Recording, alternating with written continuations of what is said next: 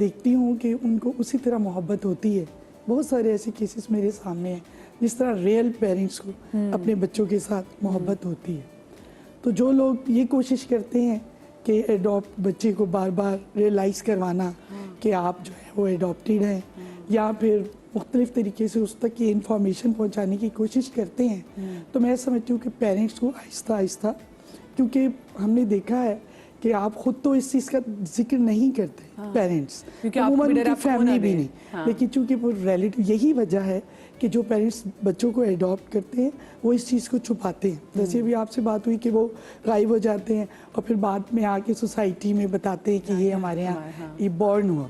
तो उसकी वजह यही है कि लोग कोशिश करते हैं कि ऐसे बच्चे जो एडॉप्टेड हैं उनको या उनकी फैमिली को ज़हनी तौर पे साइकोलॉजी उनको हर्ट किया जाए। तो ये चीज़ अच्छी नहीं है और ना ही हमें ये चीज़ें करनी चाहिए।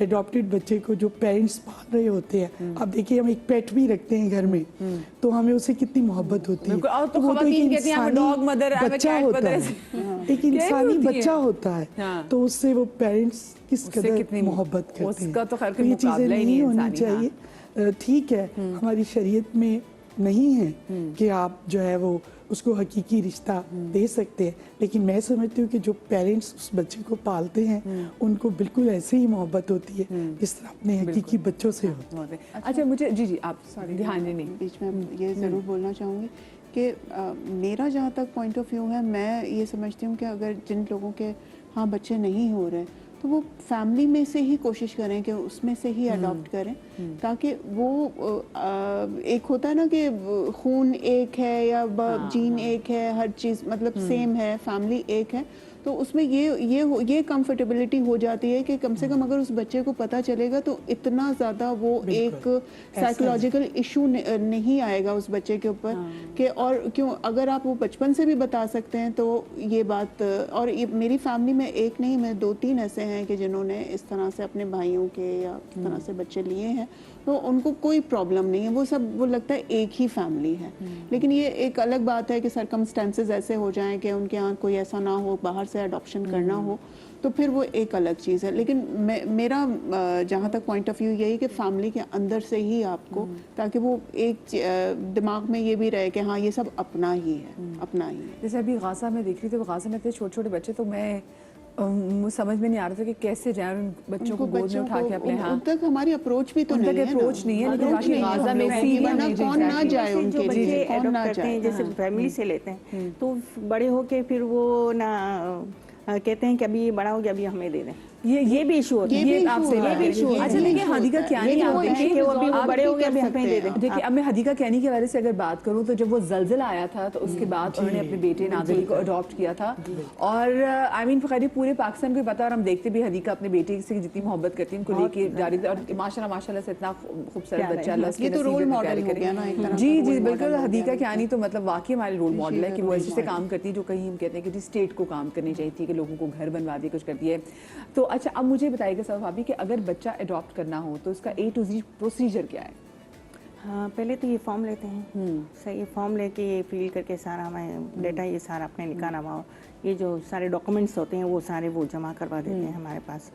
अगर कोई मेडिकल इशू होते हैं वो भी साथ में अटैच कर देते हैं कि हमारे मेडिकल इशूज़ हैं। तो ये सारी ये चीज़ें होती हैं। फिर एक बाकायदा हम इंटरव्यू करते हैं हस्बैंड वाइफ का कि दोनों में बनती है या क्या है, और बाकी ये कि सास ससुर का भी होता है, पूछते हैं कि ये एग्री हैं, फैमिली मेम्बर्स एग्री हैं यहाँ से, अगर ये नहीं कि यहाँ भी चाहते हैं कि यहाँ से बच्चा हम ले लें, और सास ससुर या कोई और फैमिली, जैसे ज़्यादा तो सास ससुर का ये होता है कि वो ना माने और वो राज़ी ना हो, तो फिर आगे जाके ये भी मसले होते हैं। बिल्कुल बिल्कुल हाँ। तो ये सारा हम जैसे इनका सारा देखते हैं, पूरा बाकायदा 3-4 दफ़ा हम इंटरव्यूज़ लेते हैं।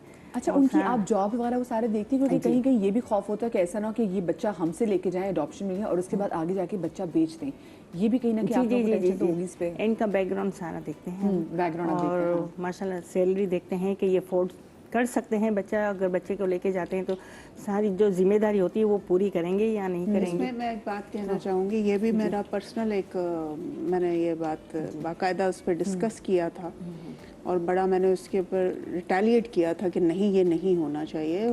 जी एक साहब कह रहे थे कि ना मैं सोच रहा हूँ एक बच्चा अडॉप्ट करूँ और यतीम खाने से लूँ कि उसको एक अच्छा घर मिल जाए और ये मिल जाए, फिर उसके बाद मैं उससे अपने मतलब घर का मुलाजिम रखने के लिए। Oh my God. जी, ये भी होता है और ख़ास तौर पे इंटीरियर में ये चीज़ बहुत होती मगर है ये कि जिसके बच्चे नहीं होते हैं हम उसको देते हैं। जी जी, मैं आपसे मैं लोगों की मेंटालिटी में आपको बता रही हूँ कि लोगों की मेंटालिटी क्या है वो कि तो किस वैसे भी हद फोन कॉल करते हैं, वैसे भी ये कॉल करते हैं कि आपके पास कोई लड़की है, हमें घर के कामों के लिए चाहिए कि तो हम माजरत हम करते हैं, उसको हम अपनी बच्चियों को कहीं भेजते नहीं। जी, हम अपनी बच्चियों को कहीं भेजते नहीं। छोटा बच्चा है उसको हम खाना जी, पीना देंगे, हर मुलाजिम, चीज हाँ, देंगे। छोटे बच्चे को मुलाजिम की तरह हम रख लें। किस लिए कि जी उसको मैंने कहा ये तो सरासर जुल्म है। हाँ बिल्कुल, ये तो सरासर ज्यादती है। या तो फिर आप उसको जॉब दीजिए, जी बिल्कुल। हाँ या तो आप उसको जॉब दें, आप उसकी तनख्वाह लगाएं। नहीं, हम खाना मगर पीना देंगे ना। ये भी यहाँ से ऐसे भी लोग लेके हैं। आप जो बच्चा एडॉप्ट करके लेके जाते हैं और ये कहते हैं कि हम इसको जॉब के लिए या जी।